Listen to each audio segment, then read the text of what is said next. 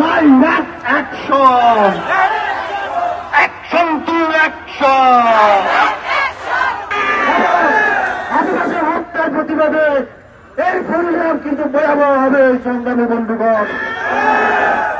এই কর্মচারের মধ্যে আমি বিশেষ কিছু বলতে চাই না, সর্বশেষ যে কথাটি বলতে চাই যে 2 যুগের অধিক সংস্কার সংগ্রামের মধ্য দিয়ে তার যে রাজনৈতিক সমাধানের কথা বলা হয়েছে 1997 সালে 2 ডিসেম্বরে যে পার্বত্য চট্টগ্রাম চুক্তি স্বাক্ষর করা হয়েছিল, সে চুক্তির মৌলিক বিষয়গুলোকে বাস্তবায়িত না করে পোড়ার মতো ঝুলিয়ে রেখে তার একটি বিস্ফোরক তৈরি করে রেখেছেন সংগ্রামী বন্ধুগণ। যে কোনো সময় এর বিস্ফোরণ ঘটবে, তা কেউ আটকাতে পারবে না। তাই আজকের এই সমাবেশ থেকে হুঁশিয়ারি উচ্চারণ করতে চাই যে 87 দশকে সমতল থেকে তারা বিভিন্ন অসহায় ছিন্নম বাঙালি ভাইদেরকে পাহাড়ে পুনর্বাসিত করা হয়েছিল রাষ্ট্রীয় পৃষ্ঠপোষকতায়।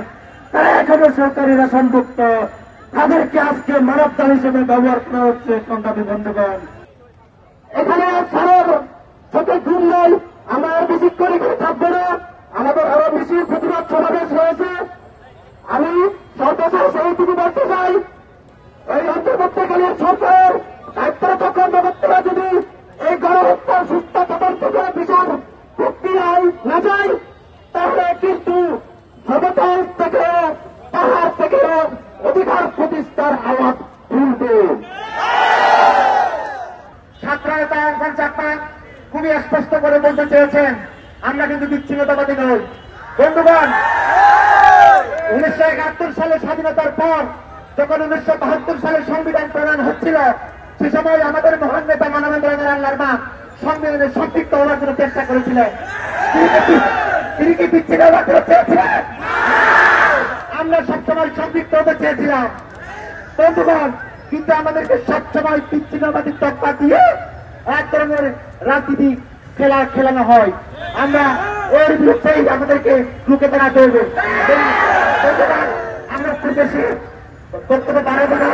আমাদের আজকের যে বাংলাদেশের যে সর্বশ্রেষ্ঠ মুসলিম বাঙালি ভাইদের আজকে যোগদান নামাজ হয়েছে, আমরা সেই নামাজকে সত্তা দাঁড়িয়ে আমরা আমাদের আজকের কর্মসূচি সেটাকে আমরা শিক্ষিত রাখার চেষ্টা করছি। বন্ধুরা, আমাদের আজকের এই প্রোগ্রামে সমাবেশে এখন বক্তব্য রাখার জন্য অনুরোধ করছি আমাদের যে সবার এলাকায় যারা কাজ করেন, যে আজকের যে সমাবেশ, এই সমাবেশের সম্মতি জানানো হয়েছে। আমাদের সাথে আরো সম্মতি জানিয়েছেন উত্তরবঙ্গ আদিবাসীদের সংগঠন জাতীয় আদিবাসী পরিষদ। বন্ধুগণ, আমরা খুব বেশিক্ষণ বক্তব্য বিলম্ব করবো না। আমাদের কাছে এখন বক্তব্য রাখবার জন্য অনুরোধ রাখছি ছাত্রনেতা জগদীশ ছাত্রকে। আমি আমাদের সবাইকে অনুরোধ রাখছি বক্তব্যগুলো সংক্ষিপ্ত করবার জন্য। আজকে আমরা শুনেছি, বিরক্তে শুনেছি রান্নাবাড়িতে বহু হামলা করা হচ্ছে।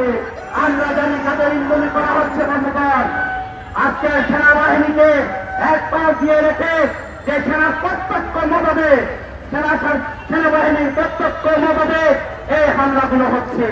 আমরা বলতে চাই, আজকে তাহলে যাদেরকে নেওয়া হয়েছিল 81-82 যাদেরকে নেওয়া হয়েছিল, তারা এখানকার খেটে খাওয়া শ্রমিক, কৃষক, মেহনতি মানুষ। বন্ধুগণ, আজকে শুধুমাত্র রাজনৈতিক উদ্দেশ্য প্রণোদিত ভাবে আজকে সেখানে নিয়ে গিয়ে পাহাড়দের বিরুদ্ধে লেলিয়ে দেওয়া হয়েছে এদেরকে। বন্ধুগণ, আজকে বিভেদ সৃষ্টি করা হয়েছে, এই বিভেদ থাকবে না।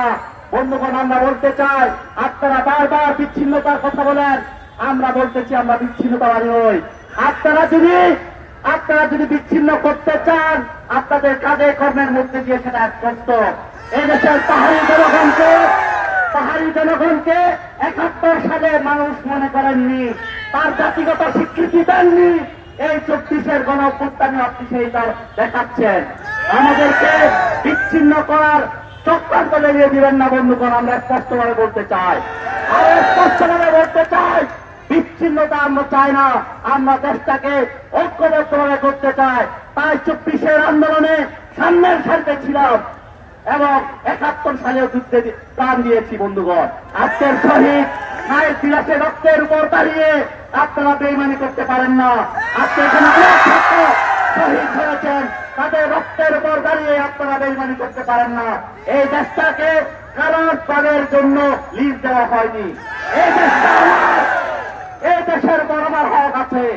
এই দেশে আমরা স্পষ্ট করে বলতে চাই বন্ধুগণ, সব বছর স্পষ্ট বলতে চাই, আজকে পার্বত্য চট্টগ্রামে যে শহীদ হয়েছেন, শহীদ জীবন চাপ্পা, শহীদ যুগের ত্রিপুরা রক্তের স্রোতের উপর দাঁড়িয়ে আমরা বলতে চাই, আগামী দিনের লড়াই সংগ্রামের ঐক্যবদ্ধ লড়াই সংগ্রাম আগামী দিনে আমাদের পথ দেখাতে পারে। সেই পথে আমরা হাঁটবো। আমরা দেখিয়ে দিতে চাই আগামী দিনের বাংলাদেশ কিভাবে চলবে, সেটা আমরা ঠিক করতে পারছি না। এই বলে এখানে শেষ করছি। ধন্যবাদ।